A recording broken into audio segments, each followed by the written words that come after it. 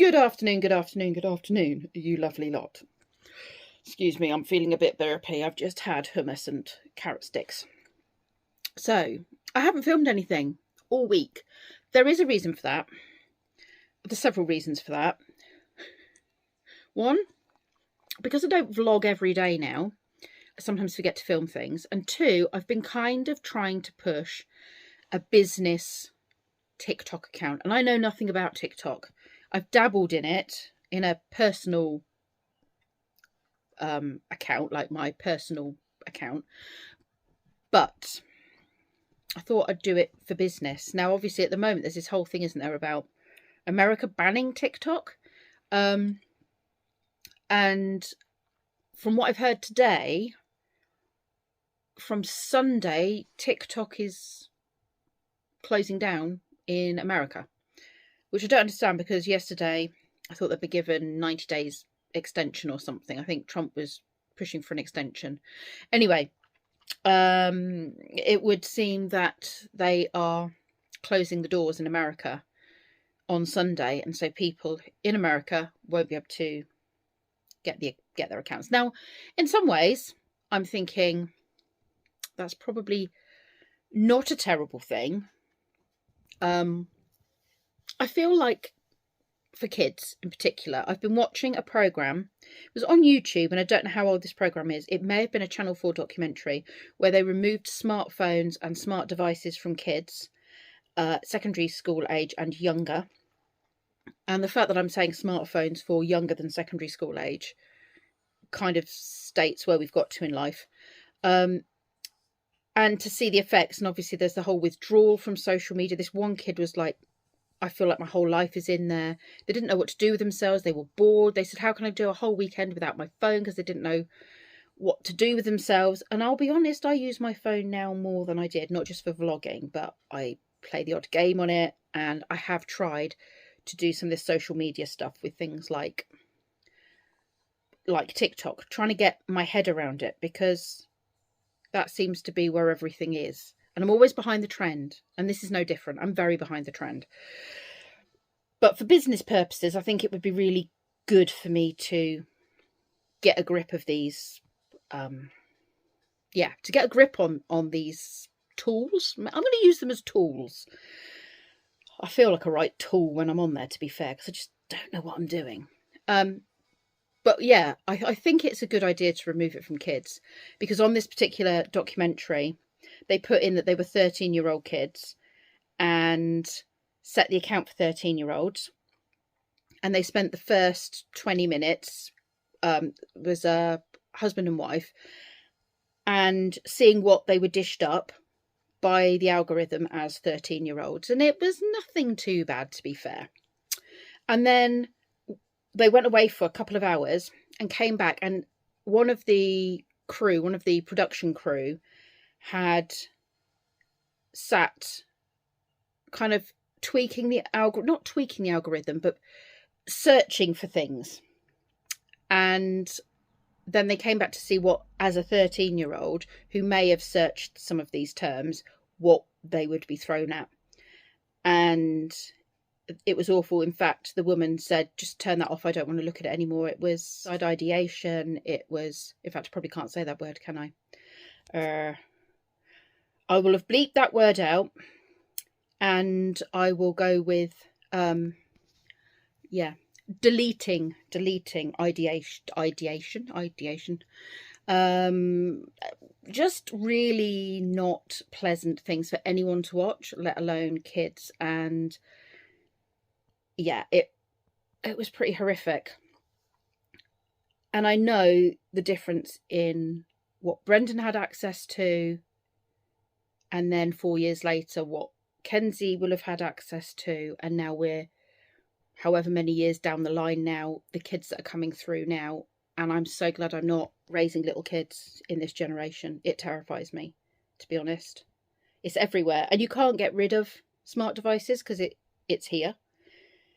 But I definitely think we need some strong restrictions. Both my boys had mobile phones when they went to secondary school. And I don't think you need a mobile phone before then. If you do need a mobile phone before then all you need is a little brick phone that you can ring home on and say, I need picking up, or, you know, whatever it might be. Or you ring them and say, why aren't you home? You know, it's past your curfew. You don't need anything else. But apparently, and it's not something I use, but apparently a lot of people are using like this 360 app as well. So they know where their kids are 24/7. And I can see the benefit of that. But it's all fear-based. Everyone is just so terrified. And I remember being terrified, thinking, where I live, this village, somebody could drive through, pull off the M40, drive through the village, grab my kid off the side of the road, be on the M40 in 5-10 minutes, and be in London or Birmingham within half an hour. That was terrifying, to think that my kids could be kidnapped and taken that far, that quickly. But I had to keep telling myself that's not reality. That very rarely happens. Most things that happen to kids are done by people that know them, or that people who are in the immediate locality. It's not some random person driving down the motorway, pulling off, grabbing some random kid. But I, you know, as a parent, that was like my worst fear. So I understand why parents are using these devices and apps and stuff. And it was showing how the parents were then feeling and how anxious they were feeling at not having that ability to contact their kids at any point and to see where they were at any point, because they're so used to doing it. Wow. That's the world we're in. Anyway, I don't know where I was going with that. Where was I going with that? Anyway, that was a whole deep thing there, wasn't it? I think it was because I was talking about TikTok and stuff. So yes, I can see why it would be a good idea to get rid of it. But I don't even think that's the reason America's getting rid of it. It's got something to do with giving details to China or something, isn't it? I don't know. I don't really watch the news. But for those reasons, I could see why it would be beneficial to not have these things. I just think we have to find a way to live with these things, because unfortunately they're here. It's not going to change. But yeah, so I'm trying to get my head around how TikTok works and how to get followers and how to engage and get my profile out there. And I don't know whether it will bring any business in or anything like that. It might bring some collaborations with people, which might lead to some further opportunities. I don't know what at this point, but I'm open to working with other people in similar fields, similar interests. I have actually, on a personal level, connected with somebody that Emma knew from one of her jobs and who I met because she came to see the sheep when we were doing U-Talk. And she's very into the same things as I am. The crystals and Reiki and energy and hippie stuff, you know. So we've connected. Emma gave her my number. And then she's connected me with somebody who's doing sound baths, and she's had requests for people to do sound baths on pets. So we're going to have a cup of tea and a chat at some point, probably February, and get some idea, throw some ideas around basically, and see what we could come up with. Hopefully to do some stuff together. And then I've just been grouped into another email with these people who've added 2 more like-minded people to the email. So I'm hoping I'm making some connections in this area. When I was childminding, it's all I'd ever done. I knew loads of nannies, I knew loads of childminders, I went to loads of groups. So my network was huge in that field. But my network with the pet sitting and the Reiki and all that kind of stuff is not huge. I do have people who I know who are pet behaviorists, or who are groomers. So I guess I have more connections with animals, people who are connected to animals, or work with animals. Not so much on the more spiritual stuff. And that's where I want to make some connections, so I can push the whole aspect, a whole view of it. So that's what's going on in my life. And I've got some jobs rolling in. I'm getting a lot of inquiries, quite a lot of bookings. I'm seeing Daryl and Keith this weekend. We were going to go camping, but any of you that watch Camper Van Tales channel will know that Nab's been quite unwell, their dog, their border collie, and he had to have a big operation. It was quite serious. and he can't go for big hikes or anything like that. So I'm actually just going to drive up to theirs and hang out with them and spend the weekend with them, which will be really nice. But I do have to get back on Sunday in enough time to go for Jasper's birthday, because it's my nephew's birthday gathering. His birthday was last week, but they've been away on holiday. So we're all getting together this Sunday, and that'll be really lovely. What else is happening in my life right now? The purchase versus purge, I feel, is keeping me accountable for anything that I buy and bring in, and is also encouraging me to release more. So I feel good about that. Kenzie, can I share your stuff about Parents' Evening? Yes. Kenzie's doing very well in his last few terms at school. If he manages to pull it off in the exams, that'll be the telling bit, won't it? He's currently working at a distinction level for media and business. So he's working really, really hard. And then we've got to think about apprenticeships and stuff, haven't we?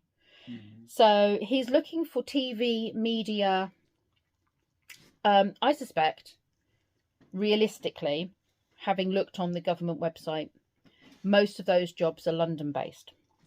And he's not going to like that, are you, Kenzie? No. But I think what a lot of them are also saying is that you're based at home, but you have to go into London 1 day a week. I think you could manage that. Yeah. Yeah. Take a bus or something. Well, yeah, we'll just drop you off. I mean, we've got good connections to London. So I think that's probably, realistically, we've got so many film studios around here. We are the commuter belt for London, and that is where so much is done with TV and media and production stuff.